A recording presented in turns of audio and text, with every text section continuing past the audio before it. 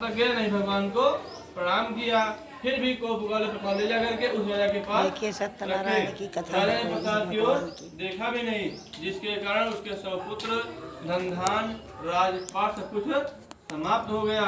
अंत में उनकी कृपा से वह वहीं पर गया और लगता है कि भगवान के माया से भगवान के नाराज हो जाने के कारण मुझे यह दुख प्राप्त हुआ है। तो उनके सामने गया और वहां जा करके भगवान को भगवान जी को पूजन किया और भगवान से याचना किया और बोला, प्रभु मुझसे जो कुछ गलती हुई है, जो कुछ भी अपराध हुआ, उसको आप क्षमा कर दीजिए। मैं आपकी अब शरण में आ गया हूँ। और बार बार भगवान से क्षमा याचना करने लगा। तभी भगवान उस पर प्रसन्न हो गए और उसके बाद वह प्रसन्न होने के बाद क्या कहते हैं, वह भगवान उनको आशीर्वाद दे दिया। और जब वह पुनः आया तो वह अपने घर आया तो वह अपने राजपाट और धन धान सब कुछ उनके प्राप्त हो चुके थे। यह जान करके वह बहुत प्रसन्न हुआ। उसके बाद भगवान क्षमा याचना किया। उसके बाद इस प्रकार इस पृथ्वी लोक पर जो कोई भी श्रद्धा पूर्वक इस बतौर पूजन को करेगा उसके समस्त पाप नष्ट हो जाएंगे। फिर सूत जी महाराज कहते हैं कि हे मुनियों, इस कथा को नित्य पढ़ने वाला और सुनने वाला वह परम मोक्ष को प्राप्त होता है।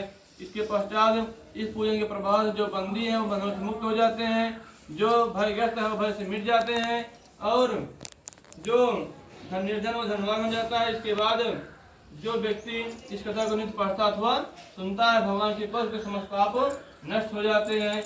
फिर भगवान कहते हैं कि इस कथा को जिसने पूर्व जन्म में किया था, मैं उनके दूसरे जन्म का हाल कह रहा हूँ। महासुदामा ब्राह्मण सुदामा हुआ और श्री कृष्ण की आराधना करके मैं उसको प्राप्त हो गया और लकड़ी बेचने वाला कढ़ारा वीर गुहराज बना और श्री रामचंद्र की सेवा करके मैं उसको प्राप्त हो गया।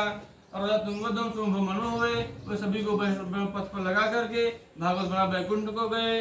और जो राजा था मूर्ख राजा बना हुआ आधा शरीर अपने पुत्र का आधा शरीर आगे से काट करके श्री कृष्ण रूपी भगवान को भेंट करके वह मुझको प्राप्त हुआ। इस प्रकार इस पृथ्वी पर जो कोई भी अपतौर पूजन करेगा उसके समस्त पाप नष्ट हो जाएंगे।